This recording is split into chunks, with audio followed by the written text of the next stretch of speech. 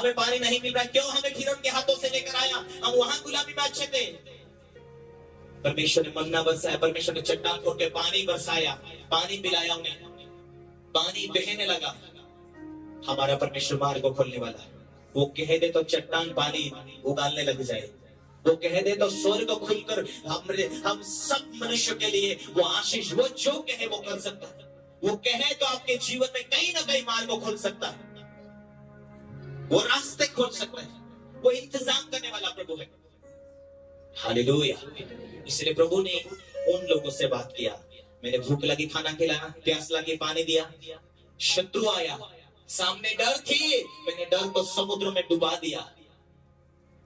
इस्राएली लोगों के पीछे फिरौन के रथ गाड़ी लेकर 600 रथ गाड़ी लेकर फिरौन की सेना आ रही थी। चुटकी भर में परमेश्वर ने डर को खत्म कर दिया था। हालेलुया। वो परमेश्वर डर को मिटाने वाला प्रभु, वो प्रभु रास्ता खोले। एक दूसरे को बोलो, वो डर को खत्म करने वाला प्रभु है, वो रास्ते खोलने वाला प्रभु है, वो आशीष देने वाला प्रभु है, वो मार्ग को खोलने वाला प्रभु है, वो चंगा करने वाला प्रभु है। उसे जानना, उसे पहचानना, उसके साथ लिपटे रहना, यही परमेश्वर का नियम और परमेश्वर की आज्ञा है। सब कहें आमीन। हालेलुया। परमेश्वर ने जो दास तुम्हें दिया उसके प्रति आपका दिल कड़वा न हो। जिस मूसा को परमेश्वर ने खड़ा किया अपनी प्रजा के लिए, मूसा कई बार उनके उस प्रजा को देखकर डरा हुआ महसूस करता था, फिर जाकर परमेश्वर को पूछता था, फिर परमेश्वर को कहता था, मैं तेरे लोगों को नाश करने का टाइम आया। फिर मूसा प्रार्थना करता था, परमेश्वर मेरे लोगों को नाश ना कर, माफ कर, ये नहीं जानते। फिर प्रभु माफ करता था। हालेलुया। परमेश्वर ने मूसा से कहा, मूसा अपने लोगों को सलाह दे। क्या सलाह? इसलिए सावधान रहना, हमें कहीं ऐसा ना हो कि अपने परमेश्वर यहोवा को भूलकर उसकी जो जो आज्ञा, नियम और विधि आज मैं तुझे सुनाता हूं उनको मानना छोड़ दे। ऐसा ना हो कि जब तुम खाकर तृप्त हो, अच्छे अच्छे घर बनाकर उसमें रहने लगे और तेरी गाय बैल भेड़ बकरियां बढ़ती हो जाए और तेरा सोना चांदी, तेरा सब प्रकार का धन बढ़ जाए, तब तेरा मन में अहंकार समा जाए तो अपने परमेश्वर यहोवा को भूल जाए, कि तुझे अर्थात दासत्व के घर अर्थात मिस्र देश से निकाल लाया और सब बड़े भयानक जंगल में से लेकर आया, जहां तेज विष वाले सर्प थे, फिर भी परमेश्वर ने हानि नहीं होने दिया। बिच्छू, उससे भी हानि न होने दिया। जल नहीं था, सूखे देश में से निकाल कर लेकर आया। चकमक की चट्टान से जल निकाला उसने, चमकती हुई चट्टान से उसने पानी निकाल के तुम्हें पिलाया। जंगल में तुम्हें मन्ना खिलाया, जिसे तुम्हारे पुरखों जानते भी नहीं थे, इसलिए कि वो तुम्हें नम्र बनाए और तुम्हारी परीक्षा करके अंत में तुम्हारा भला करे। तुम्हारी परीक्षा करके अंत में क्या करे? वो भला करे।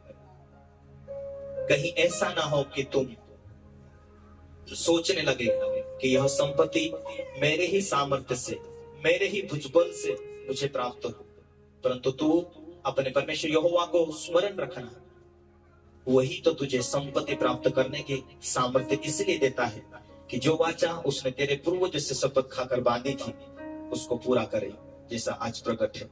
सब कहे आमीन। Hallelujah, hallelujah. परमेश्वर ने अब्राहम से वाचा बांधी थी। किससे बांधी थी?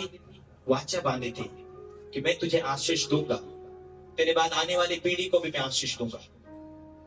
अब्राहम को एक विश्वास योग्य बनना था, उसने विश्वास योग्य बना। उसे परमेश्वर लंबे समय से देख रहा था, मैं तुझे आशीष दूंगा।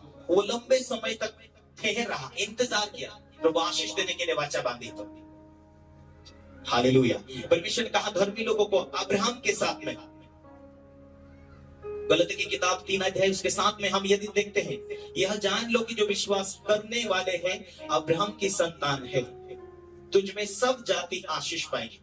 हम अलग अलग जाति जाति से विश्वास में आए। परमेश्वर का वाचा है, अब्राहम मैं तुझे आशीष दूंगा और सब जाति तेरे द्वारा आशीष पाएगी। वो आशीष थी, वो वाचा थी, इसीलिए परमेश्वर ने वाचा बांधी थी इस्राएली लोगों के ऊपर भी। और वो आशा, वो विश्वास, वही आत्मिकता और वही धार्मिकता का वाचा आज विश्वासी लोगों के ऊपर भी है। गलती 3:14 में ऐसा लिखा है, इसलिए ये हुआ कि अब्राहम की आशीष मसीह यीशु में अन्य जाति तक पहुंचे और हम विश्वास के द्वारा उस आत्मा प्राप्त करते हैं। क्या प्राप्त करते हैं? विश्वास के द्वारा उस आत्मा को प्राप्त करते हैं। कौन सी आत्मा को? यीशु चले गया, यीशु ने कहा मैं जाऊंगा और एक आत्मा तुम्हें दे जाऊंगा, वो तुम्हारा सहायक आत्मा।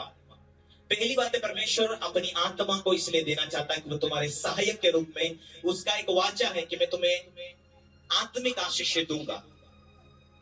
हालेलुया, आत्मिक आशीष मैं तुम्हें दूंगा। पहली आशीष विश्वासी लोगों के लिए जो पवित्र आत्मा पा लेना है। बाइबल में यह लिखा है, ये कहती है बाइबल कि जब तक तुम जल से और आत्मा से बपतिस्मा नहीं पाओ स्वर्ग के राज्य में प्रवेश नहीं कर पाओ। जल का मतलब बपतिस्मा डूबकर, दूसरा पवित्र आत्मा का, आग का मतलब पवित्र आत्मा का बपतिस्मा। ये वो आशीष है जो अब्राहम के ऊपर परमेश्वर ने कहा कि मैं तुझ में